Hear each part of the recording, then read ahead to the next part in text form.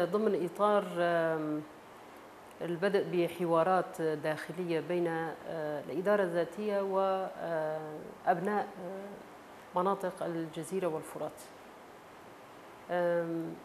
كما تعلمون أن الوضع بالمنطقة خاصة بالفترة الأخيرة تبدو أن كانت أن هذه المنطقة كانت هي الأكثر استقرارا ولا تزال، لكن بسبب التدخلات الخارجية سواء كان دول إقليمية أو إن كان النظام السوري أو إن كان فصائل سعت بشكل دائم ومستمر إلى زعزعة هذا الاستقرار.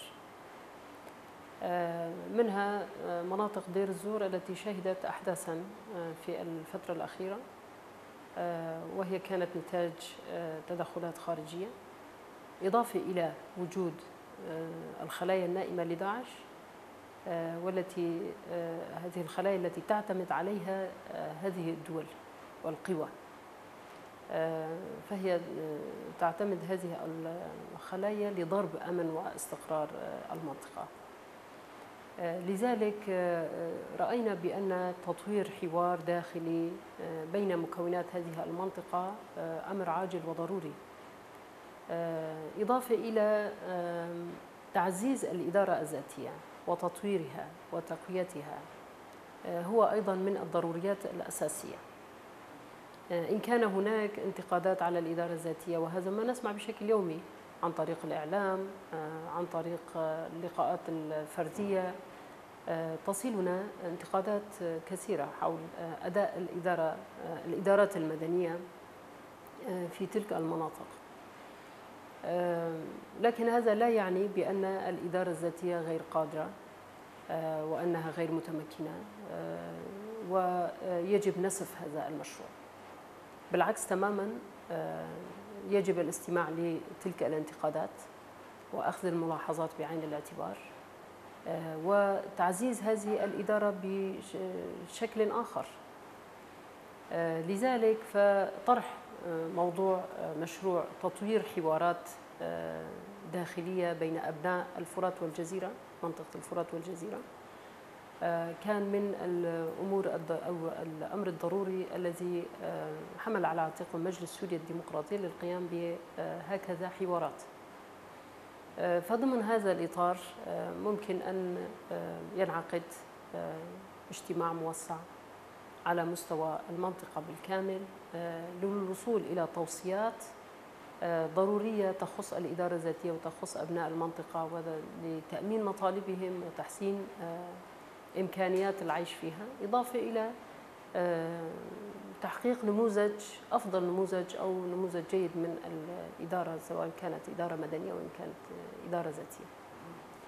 يعني الإدارة الذاتية عندما تشكلت كان لها مؤيدون وداعمين كثر ولا زال، لكن يوجد فئة غير منضوية ضمن هذه الإدارات، أي أنها غير ممثلة، سواء كان قسم من العشائر أو إن كان شخصيات تكنوقراطية أو إن كان أحزاب سياسية، كتل سياسية، منها موالين للنظام، منها موالين لائتلاف أو لمعارضة أخرى، ومنها قسم كبير من المستقلين الغير منضوين في ضمن كتل سياسية.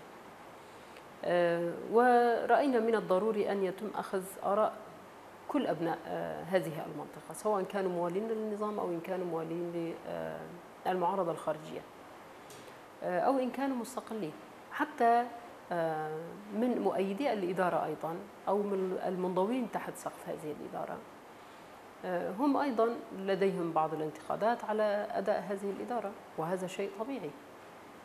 لذلك تطوير الحوار مع هذه الأطراف أمر ضروري سيؤدي إلى تحسين أداء هذه الإدارة، إضافة إلى إن كان هناك حاجة لمقترحات لإبداء أي تغيير في السياسات،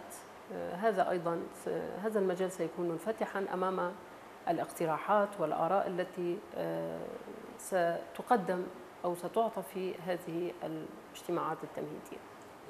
سيكون هناك خطوات تمهيدية، منها عقد ملتقيات مصغرة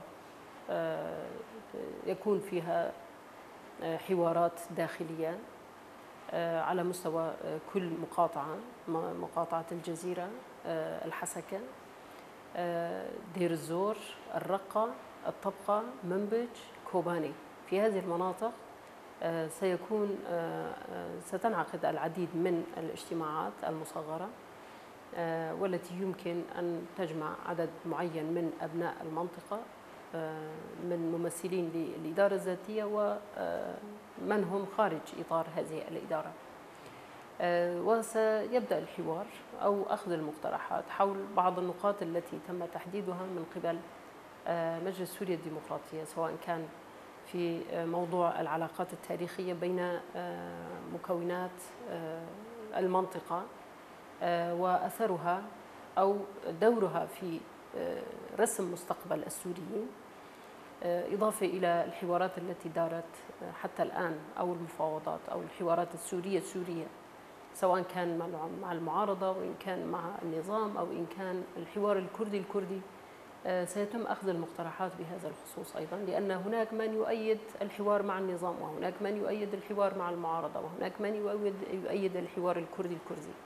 فأخذ المقترحات بهذه الجوانب أيضا ضروري، إضافة إلى الإدارة الذاتية ما لها وما عليها، ما هي النقاط التي يمكن طرحها ومناقشتها بأداء هذه الإدارة، سواء كان من الناحية السياسية أو إن كان من الناحية الخدمية، من الناحية الأمنية، من كافة النواحي ممكن أخذ المقترحات أو الانتقادات والوصول إلى توصيات لمتابعة هذه التوصيات مع الإدارة الذاتية فيما بعد من كل الجوانب.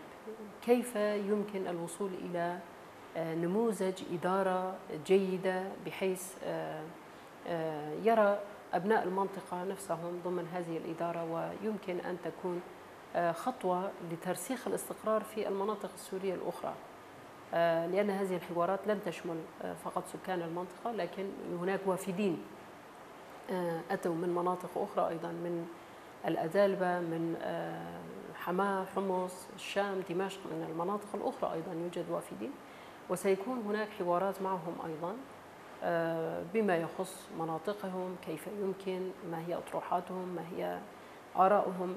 بهذا الصدد أيضا سيتم أخذ آراؤهم. الشهباء هي جزء من الإدارة الذاتية. أهالي الشيخ مقصود بحلب أيضا هم جزء من الإدارة الذاتية. تحسين أداء الإدارة الذاتية أيضا يخص تلك المناطق أيضا، لكن وضع الشهباء لا يشبه هذه المناطق. الشهباء عبارة عن منطقة من النازحين الذين تم تهجيرهم قسرا من مناطق عفرين، ولا بد أن يكون لهم مشاكل وقضايا، لكن قضايا تلك المناطق لا تشبه القضايا الموجودة في شرق الفرات. لذلك سنأخذ هذه الخصوصيات بعين الاعتبار، وسيكون هناك برنامج آخر مطروح بما يخص تلك المناطق. بعد هذه الملتقيات ممكن أن سنقوم بتنظيم اجتماع موسع بحيث يحضر فيها العديد من الشخصيات من وجهاء المنطقة، من وجهاء عشائر، إضافة إلى شخصيات تكنوقراط مثقفين من فعاليات مجتمعية نسوية شبابية، يمثل من أبناء المنطقة بالكامل. وسيتم سيتم إطلاق ورقة يمكن أن نسميها ميثاق وطني، ممكن أن نسميها نحو التأسيس وترسيخ، نحو ترسيخ وتعزيز الإدارة في هذه المناطق، ترسيخ الاستقرار حسب البنود التي سيتم الاتفاق عليها في تلك الاجتماعات المصغرة. ومن بعدها ممكن أن تتشكل لجنة متابعة لمتابعة تنفيذ وتطبيق هذه التوصيات التي قد تصدر من هذه الاجتماعات. الجمع الكبير الذي سيجتمع في الاجتماع الأخير سيتجاوز الآلاف، ويمكن أن نقول بأن هؤلاء هم ممثلي المنطقة، لكن مع ذلك إن وجدت هناك ملاحظات واقتراحات إضافية من عامة الشعب، أيضا سيكون الباب مفتوحا أمام تلقي أي ملاحظات أو مقترحات قد تأتي من عامة الشعب. بالطبع هذه التوصيات ستخص المنطقة بشكل خاص، لكن سيكون فيها بنود عامة تخص سوريا بالكامل، سواء كان موضوع وحدة الأراضي السورية أو الحل السياسي. بعض البنود السياسية التي تخص كامل سوريا ممكن أن يكون هناك إجماع عام على نقاط أساسية. مشاركة نتائج هذا الملتقى أو هذا المؤتمر مع قوى المعارضة السورية الأخرى سيكون من الأولويات، باعتبار أن القوى الأخرى المعادية لهذا المشروع دائما مهتمة بالخلافات الموجودة في المنطقة، وتحاول بشكل مستمر زيادة من نسبة زعزعة الاستقرار فيها.